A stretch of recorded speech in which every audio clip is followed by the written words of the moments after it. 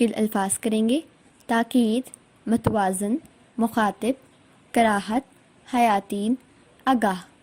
مس سعدیہ کے اسکول میں ہفتہ صفائی منانے کا فیصلہ ہوا۔ مس سعدیہ نے اس میں حصہ لینے کے لیے طلبہ کو آگاہ کیا۔ انہوں نے طلبہ سے مخاطب ہوتے ہوئے کہا: عزیز طلبہ، ہم اسکول میں ہفتہ صفائی منائیں گے۔ آج ہم اسی سلسلے میں بات کریں گے۔ کون سب سے پہلے اس بارے میں بات شروع کرے گا؟ حمیرہ ہاتھ کھڑا کر۔ مس، میں بات شروع کروں؟ مس: شاباش، بولو۔ حمیرہ: صفائی ایمان کا حصہ ہے۔ مس: بہت اچھے۔ سمیرہ: آپ کچھ کہیں گی؟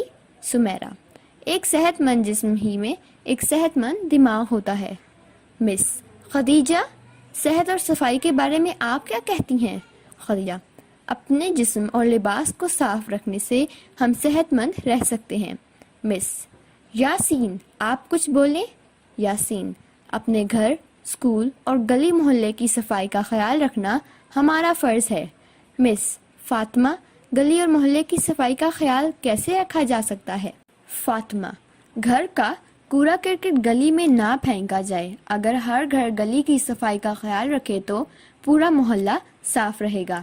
مس: عالم، جسم اور لباس کی صفائی سے صحت کا کیا تعلق ہے؟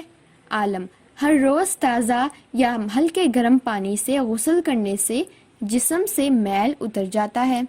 صاف جسم پر صاف لباس پہننے سے ہم فضا کے خطرناک جراثیم سے محفوظ رہتے ہیں۔ مس: مریم، آپ بتائیں کہ صحت مند جسم کے لیے کیسی خوراک چاہیے؟ مریم: ایک متوازن غذا ہی جسم کو صحت مند رکھ سکتی ہے۔ مس: صحاب، متوازن غذا سے کیا مراد ہے؟ صحاب: ایسی غذا جس میں حیاتین صحیح مقدار میں شامل ہو، کھانا نہ زیادہ پکا ہوا ہو اور نہ ہی بہت کچا ہو۔ مس: اقبال، آپ صحاب کی بات کی وضاحت کریں۔ اقبال: اگر ہم کھانا زیادہ دیر تک پکاتے ہیں تو اس میں موجود حیاتین ضائع ہو جاتے ہیں، اور اگر ہم ادھ گلی خوراک کھائیں گے تو ہمارے معدے کو ضرورت سے زیادہ کام کرنا پڑے گا، جو کہ نقصان دہ بات ہے۔ مس: اختر، اس بارے میں آپ اور کچھ کہہ سکتے ہیں؟ اختر: کچے یا بہت زیادہ پکے ہوئے پھل بھی نقصان دیتے ہیں۔ مس: رانی، ڈاکٹر کہتے ہیں کہ ہمیں کچی سبزیاں زیادہ کھانی چاہیے۔ اگر کچے پھل نقصان دہ ہیں تو کچی سبزیاں کیوں نہیں؟ رانی: کچی سبزیوں سے مراد سلاد ہے، جیسے گاجر، مولی، چقندر وغیرہ۔ ان کے کھانے سے دانت مضبوط ہوتے ہیں اور معدے کی صفائی ہوتی ہے۔ ہمارا جگر بھی زیادہ خون بناتا ہے۔ مس: آمنہ، دانتوں کی صفائی کے کون سے طریقے ہیں؟ آمنہ: بہترین طریقہ تازہ مسواک ہے، یہ سنت رسول صلی اللہ علیہ وآلہ وسلم ہے۔ منجن اور ٹوتھ پیسٹ سے بھی دانت صاف ہو سکتے ہیں۔ مس: ہاجرہ، صاف دانتوں کا کیا فائدہ ہے؟ ہاجرہ: دانت صاف ہوں گے تو ہر قسم کے جراثیم سے پاک خوراک ہمارے معدے میں جائے گی۔ صاف دانت ہنسی کے وقت اچھے لگتے ہیں، جبکہ میلے کچیلے دانتوں سے کراہت آتی ہے۔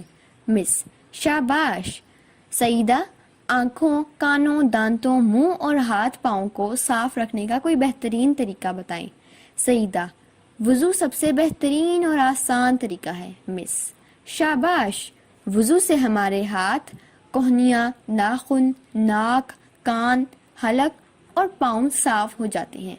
جسم کے یہی حصے ہیں جن پر خطرناک جراثیم آسانی سے حملہ آور ہو سکتے ہیں۔ اگر ہم دن میں 5 مرتبہ وضو کریں تو ہمارا جسم صاف ہو جاتا ہے۔ صفائی کے بارے میں ہمارے پیارے نبی حضرت محمد صلی اللہ علیہ وآلہ وسلم نے بہت تاکید کی ہے۔ اب صلی اللہ علیہ وآلہ وسلم کا فرمان ہے: الطہور شطر الایمان، صفائی اور پاکیزگی ایمان کا حصہ ہے۔ مجھے یقین ہے کہ آپ لوگ نہ صرف خود اپنی صفائی اور صحت کا خیال رکھیں گے بلکہ اپنے ماحول اور محلے کو بھی صاف ستھرا رکھنے میں اپنا حصہ ڈالیں گے۔ ذمہ دار شہری ہوتے ہوئے اپنے ملک اور قوم کی بھلائی اور فائدے کے لیے کام کرنا ہم سب کا فرض ہے۔ بچوں